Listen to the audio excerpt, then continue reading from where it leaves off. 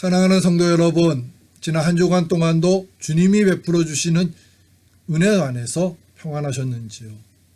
성령님께서 베풀어 주시는 신령한 은혜와 축복이 우리 성도님들의 생업과 가정 위에 늘 충만하게 임하시기를 주님의 이름으로 축원합니다. 행복한 삶을 살아가기 위해서는 필요로 하는 조건들이 있습니다. 우선적으로 건강하고 튼튼한 체력이 있어야 합니다. 새해도 더욱 건강하세요 라는 인사는 새해 가장 많이 하는 덕담입니다. 많은 부와 명예를 얻었다 할지라도요, 건강하지 않으면 우리들은 행복한 삶을 살아갈 수가 없습니다. 또 어느 정도의 경제력도 있어야 합니다. 경제적으로 어려워질 때 우리들은 죄를 짓기가 쉬워집니다. 그리고 새로운 정보와 지식도 있어야 합니다.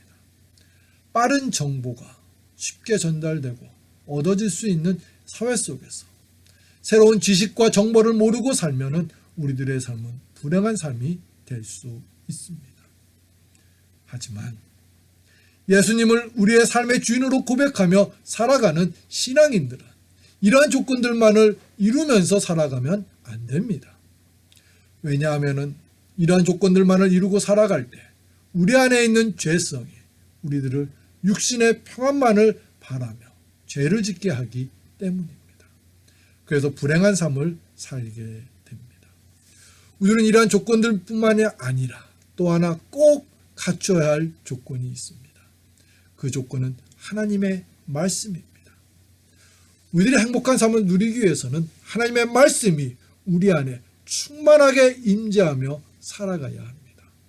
하나님의 말씀이 우리 안에 임재하고 있을 때 우리들은 말씀이 주시는 능력으로 인하여 세상 사람들이 갖지 못하는 하나님의 축복과 은혜를 누리면서 행복하게 살아가게 됩니다. 오늘 우리에게 주신 말씀은 바벨론 포로로 끌려갔었던 에스겔 선지자에게 하나님의 말씀이 임재하는 말씀입니다. 요야긴 왕이 사로잡힌 지 5년 그달 초 닷새라 갈대아 땅 그발 강가에서 여호와의 말씀이 부시 아들 제사장 나 에스겔에게 특별히 임하고 여호와의 권능이 내 위에 있으리라. 오늘 주신 말씀을 살펴보면 우리들의 삶에 하나님의 말씀이 왜 임재해야 하는지를 배우고 깨닫게 됩니다. 그 이유는 하나님의 말씀을 받은 에스겔 선지자의 삶이 바뀌었기 때문입니다. 에스겔 선지자는 제사장 출신이었지만 포로로 끌려온 이후 하나님의 말씀을 받기 전까지는 평범한 일반 포로의 삶을 살았습니다. 그러나 하나님의 말씀을 받고 난 후부터 에스겔의 삶은 완전히 바뀌었습니다. 그것은 하나님의 말씀은 사람을 바꾸어 놓는 능력이 있기 때문에 가능했던 것입니다. 성도 여러분, 하나님의 말씀이 우리 안에 임재할 때 하나님의 말씀은 우리들에게 바른 삶의 가치와 의미를 깨닫게 해주십니다. 그리고 우리들에게 하나님의 사람으로 살아갈 수 있도록 지혜와 능력을 베풀어 주십니다. 우리들도 에스겔 선지자처럼 하나님의 말씀을 받고 그 말씀을 가지고 이 세상을 믿음으로 승리하는 삶을 살아가야 할 것입니다. 그러나 안타깝게도 많은 신앙인들이 하나님의 말씀을 받지 않으며 살아갑니다. 그래서 하나님께서 베풀어 주시는 말씀의 능력을 누리지 못하며 살아갑니다. 우리들은 에스겔 선지자처럼 하나님의 말씀을 받아서 그 능력으로 살아가야 합니다. 그럼 어떻게 해야 하나님의 말씀을 받을 수 있을까요? 먼저 하나님의 말씀을 받기를 사모하기를 노력해야 합니다. 예수님께서 씨 뿌리는 비유를 통하여 하나님의 말씀은 모두가 똑같이 받아지는 것이 아님을 가르쳐 주셨습니다. 농부가 씨를 뿌렸습니다. 어떤 씨앗은 길가에 뿌려졌고 또 어떤 씨앗은 돌밭과 가시떨기에 뿌려졌습니다. 그래서 이 씨앗들은 제대로 뿌리를 내리지 못해서 열매를 맺지 못하고 죽었습니다. 하지만 옥토에 뿌려진 씨앗은 뿌리를 내리면서 잘 자라나서 30배, 60배, 100배의 열매를 맺게 하였습니다. 좋은 땅에 뿌려졌다는 것은 곧 말씀을 듣고 받아 30배, 60배, 100배의 결실을 하는 자니라. 성도 여러분, 우리는 하나님의 말씀이 잘 받아질 수 있는 옥토와 같은 마음을 가져야 합니다. 그 마음은 말씀을 사모하는 마음입니다. 내 마음의 밭에 하나님의 말씀이 잘 심어지기를 사모해야 합니다. 그렇게 할 때 우리들도 본문의 에스겔 선지자처럼 놀라운 삶을 이루며 살아갈 수 있게 됩니다. 복 있는 사람은 악인들의 꾀를 따르지 아니하며 죄인들의 길에 서지 아니하며 오만한 자들의 자리에 앉지 아니하고 오직 여호와의 율법을 즐거워하여 그의 율법을 주야로 묵상하는도다. 하나님의 말씀을 듣고 묵상하기를 즐거워하는 마음이 내게 없습니까? 그런 마음을 갖게 해달라고 간구하십시오. 하나님께서 말씀을 찾고 구하는 자신의 백성들에게 말씀을 베풀어 주십니다. 말씀을 즐거워하는 삶이 복된 삶임을 기억하면서 말씀에서 얻는 즐거움으로 살아가는 저와 여러분들이 되시기를 축원합니다. 두 번째로, 내게 들려지는 말씀이 사람의 말이 아닌 하나님의 말씀으로 듣고자 노력을 해야 합니다. 이제 하나님의 말씀이 들려지게 되었을 때는 그 말씀이 하나님께서 주시는 말씀으로 여기면서 내 마음과 영에 새기기를 노력해야 합니다. 데살로니가 교회는 짧은 기간 안에 복음의 열매가 맺혀진 교회였습니다. 데살로니가 교회가 그렇게 빠른 시일 안에 복음의 열매가 풍성하게 열리게 된 곳에는 사도 바울의 입술을 통하여 들려지는 하나님의 말씀을 사람의 말로 여기지 않고 하나님의 말씀으로 여기며 들었기 때문에 가능했던 것입니다. 이러므로 우리가 하나님께 끊임없이 감사하고 너희가 우리에게 들은 바 하나님의 말씀을 받을 때 사람의 말로 받지 아니하고 하나님의 말씀으로 받음이니 진실로 그러하도다. 이 말씀이 또한 너희 믿는 자 가운데서 역사하느니라. 성도 여러분, 현대사회에서는 과학 문명이 발달되면서 여러 가지 형태와 모습으로 하나님의 말씀을 보고 또 들을 수 있게 되었습니다.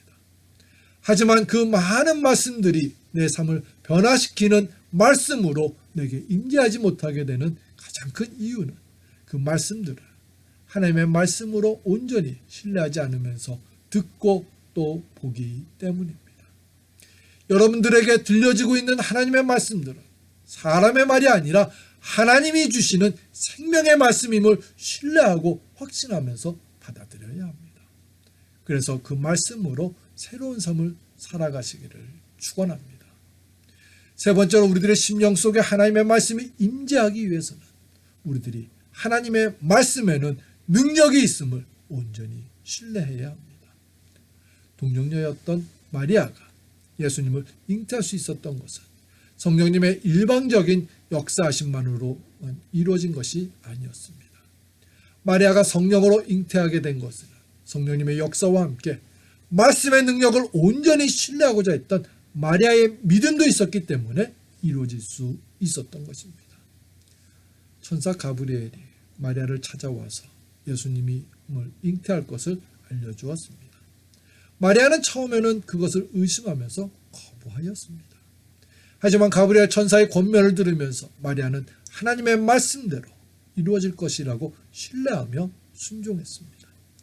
대저 하나님의 모든 말씀은 능하지 못하심이 없느니라. 마리아가 이르되 주의 여종이오니 말씀대로 내게 이루어지이다 하며 천사가 떠나가니라. 성도 여러분, 하나님의 말씀은 능력이 있습니다. 우리들은 그것을 믿어야 합니다. 우리들이 수없이 하나님의 말씀을 읽고 또 묵상하며 살아가면서도 우리의 삶 속에 말씀의 능력이 나타나지 않게 되는 것은 우리들이 말씀의 능력을 온전히 신뢰하지 않기 때문입니다. 마리아처럼 우리들도 하나님의 말씀에는 능력이 있음을 신뢰하면서 듣고 또 읽어야 합니다.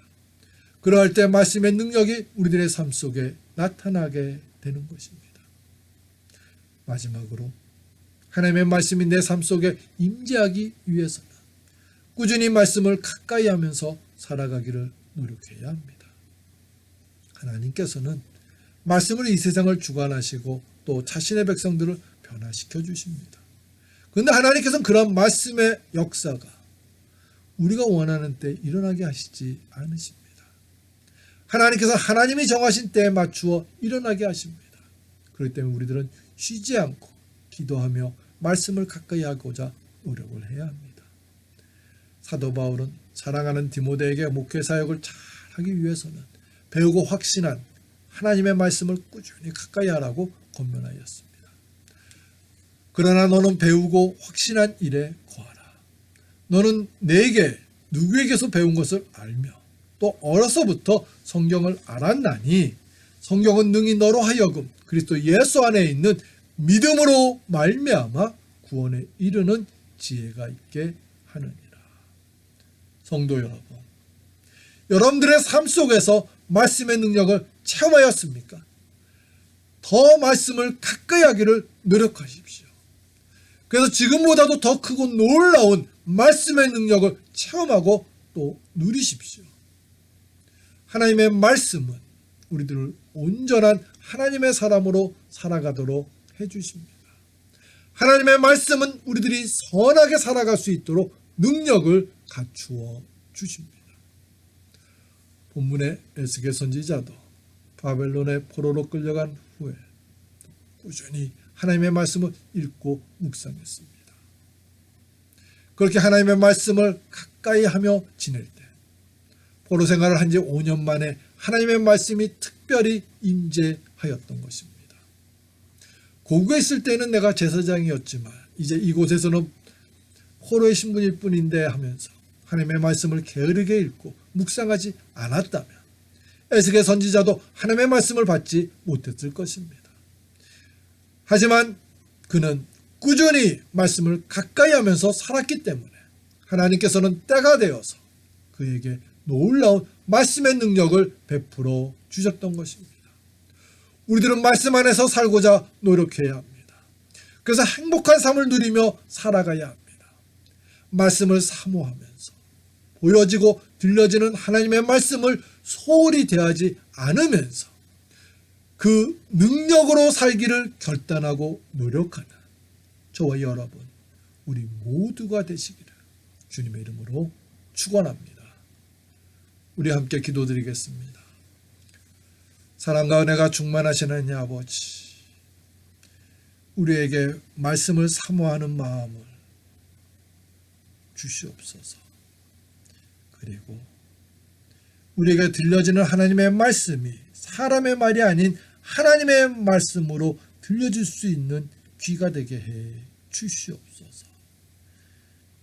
말씀에 능력이 있음을 입술로만 고백하는 것이 아니라 진정으로 우리가 신뢰하며 그 말씀의 능력을 의지하며 살아가게 해 주시옵소서. 한순간만이 아니라 꾸준히 하나님의 말씀을 가까이 하며 살아가는 우리 모두가 되게 해 주시옵소서. 성령님이시여, 우리 교회와 우리 성도님들의 삶 속에 늘 하나님의 말씀이 임재할 수 있도록 우리를 도와주시고 우리와 함께하여 주시옵소서. 예수님의 이름으로 기도합니다. 아멘.